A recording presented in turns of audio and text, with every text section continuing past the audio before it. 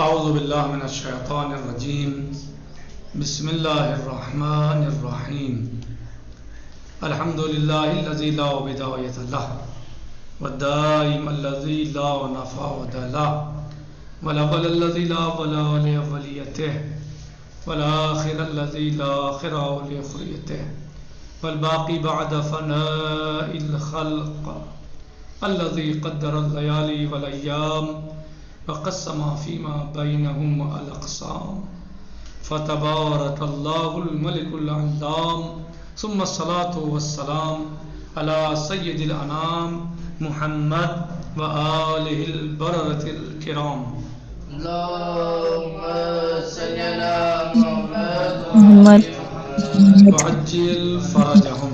ہمارا درس اور گفتگو چل رہی ہے اصول دین کے چوتھی اصل کے بارے میں، اور وہ ہے امامت. یعنی ہمارا عقیدہ ہے اصول دین، یعنی اول توحید، دوسرے عدل، تیسرے نبوت، چوتھے امامت. تو ہم نے تین چیزوں کو قدر امکان جو کتاب میں بیان کیا گیا ہے پڑھا ہے، اور اب چوتھی چیز جو ہے وہ امامت ہے. یعنی توحید اور عدل اور نبوت کے بارے میں ہم اپنی گفتگو تمام کر چکے ہیں، اور امامت کی بحث ہماری چل رہی ہے، جس میں آج 5واں درس شروع ہونے جا رہا ہے. امامت کے ذیل میں 5واں درس شروع ہو رہا ہے، اور اس کا عنوان ہے امام اور قیامت کا دن. یعنی ہم نے امامت کے امام کے معنی پہ گفتگو کی، امام کسے کہتے ہیں اور امام کا کیا معنی ہے، فقہی اعتبار یعنی اصطلاحی اعتبار سے، لغت کے اعتبار سے، ڈکشنری کے اعتبار سے امام کے کیا معنی ہے، امام کی کیا امام کا ہونا ضروری ہے. پھر ہم نے گفتگو کی مثلا کہ امام کو ہم چنیں گے، معین کریں گے، یا اللہ کی طرف سے معین ہوگا. یہ سب ہم گفتگو کر چکے ہیں. آج کا ہمارا درس ہے امام اور قیامت کا دن. اس بارے میں ہے کہ لفظ امام کتنا اچھا کلمہ ہے، کہ امام اور قیامت کا دن. لفظ امام کتنا اچھا کلمہ ہے. لفظ امام اس قدر جاذبیت رکھتا ہے کہ کوئی دوسرا لفظ اس قدر جاذبیت نہیں رکھتا. مثلا معلم، مرشد، ہادی، مبلغ، واعظ، ناصح، یہ تمام کے تمام الفاظ تربیت و آموزش اور اصلاح پر دلالت کرتے ہیں. یعنی سب کے سب کون ہوتے ہیں؟ یہ چاہے معلم ہو، چاہے مرشد ہو، چاہے ہادی ہو، چاہے مبلغ ہو، چاہے مصلح ہو، چاہے واعظ ہو، چاہے ناصح ہو، ان سب کے سب کا ہدف کیا ہوتا ہے؟ تربیت ہوتا ہے. لیکن جتنا لطف، جاذبیت، کشش لفظ امام میں ہے وہ ان جملوں میں نہیں ہے. صحیح ہے؟ وہ ان لفظوں میں نہیں ہے.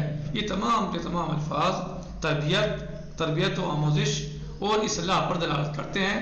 لیکن امام عملاً پیشوا کے معنی میں ہے. امام کیا ہے؟ پیشوا، یعنی رہبر، رہنما، جو آپ کے سامنے جس کی آپ اقتدا کر رہے ہوں اور دوسرے اس کی پیروی کرتے ہیں. صحیح؟ امام کون ہوتا ہے؟ پیشوا ہوتا ہے. اور باقی لوگ کون ہوتے ہیں؟ اس کی پیروی کرنے والے.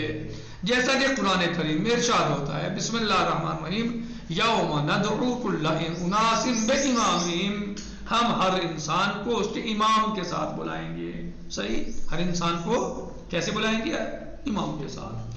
اللہ عز و جل قیامت کے روز ہر گروہ اور ہر قوم و ملت اس کے امام کے ساتھ پکاری جائے گی. اللہ عز و جل کی طرف سے آواز دی جائے گی ہر قوم کو اس کے امام کے ساتھ. اس آیت کریمہ کے ذریعے یہ بات روشن ہو گئی کہ قیامت میں بھی بغیر امام کے کسی قوم و ملت کو آواز نہیں دی جائے گی. یعنی کیسے آواز دی جائے گی؟ ہر امام کے ساتھ. یوم ندعو کل اناس بامامہم، اس کے امام کے ساتھ اس کو پکارا جائے گا، اس کے رہنما کے ساتھ پکارا جائے گا. لہذا معلوم ہوا کہ دنیا و آخرت میں بھی امام کا ہونا ضروری ہے، چاہے وہ ہدایت کرنے والا امام برحق ہو یا پھر گمراہ اور ضلالت کی طرف لے جانے والا یعنی امام باطل ہو. صحیح؟ یعنی چاہے امام حق ہو یا امام باطل ہو، جو جس کی پیروی کر رہا ہے اس کو اسی کے ساتھ اس کو قیامت کے دن بلایا جائے گا. یعنی امام گمراہ کرنے والے بھی ہیں اور امام ہدایت دینے والے بھی ہیں. تو لفظ امام جو ہے وہ دونوں کے لیے استعمال ہو سکتا ہے، دونوں پر یہ مثلا استعمال ہوتا ہے. صحیح؟ تو شکریہ. جی کہہ رہے ہیں لہٰذا معلوم ہوا کہ دنیا و آخرت میں بھی امام کا ہونا ضروری ہے، چاہے وہ ہدایت کرنے والا امام برحق ہو یا پھر گمراہ اور ضلالت کی طرف لے جانے والا یعنی امام باطل ہو. امام ہادی سے سوال کیا، کس سے؟ امام ہادی سے سوال کیا. کون سے امام ہیں یہ؟ 10ویں امام علیہ السلام. امام علی نقی علیہ السلام کو امام ہادی بھی کہا جاتا ہے کہ حضرت علی علیہ السلام نے جنگ جمل میں جو لوگ زخمی ہو جاتے تھے ان کو چھوڑ دیتے تھے، اور برخلاف جنگ صفین میں جو زخمی ہو جاتے تھے ان کو قتل کر دیتے تھے. امام ہادی علیہ السلام نے فرمایا، یعنی یہ پوچھا سوال کہ ایسا کیوں؟ سوال سمجھ میں آیا؟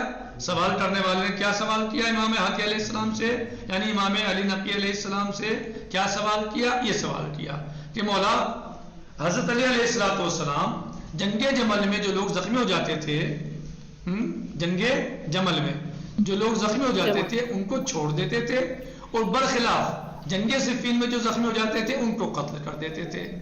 امام ہادی علیہ السلام نے فرمایا چونکہ جنگ صفین میں مخالف رہبر زندہ تھے، جنگ صفین میں مخالف رہبر زندہ تھے، اور جو زخمی ہو جاتے تھے ان کا معالجہ اور دلجوئی کر کے دوبارہ فساد کے لیے تیار کر دیتے تھے. کہاں؟ جنگ صفین میں. لہذا فساد کو ختم کرنے کے لیے تمام کا قتل کرنا ضروری تھا. کیا فرمایا امام ہادی علیہ السلام نے؟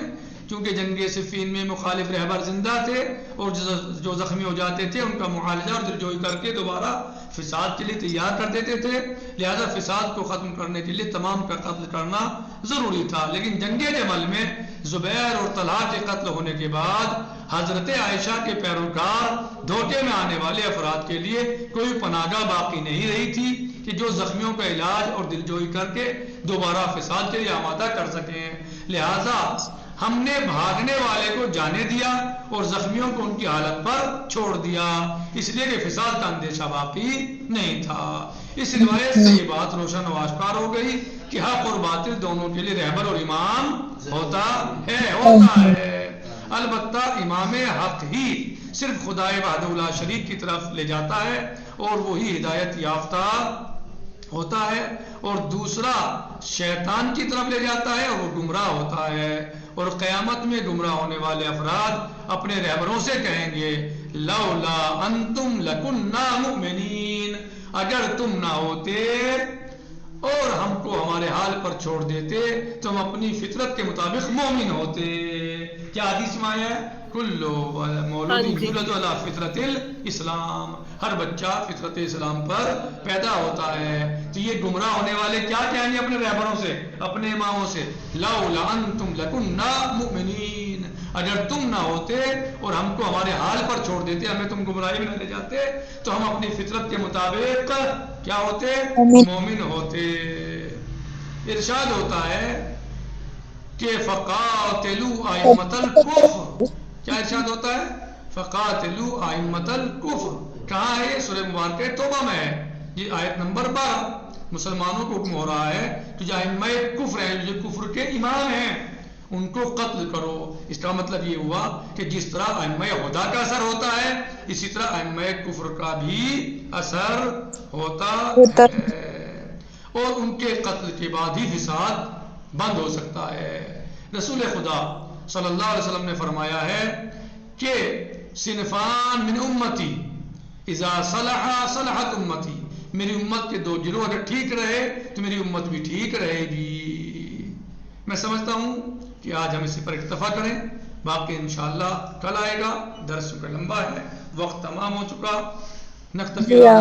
یہ مولانا یہ فروع دین والی کتاب میں سے ہے. السلام علیکم ورحمۃ اللہ تعالی وبرکاتہ. فی امان مولانا اللہ. یہ فروع دین والی کتاب میں سے ہے.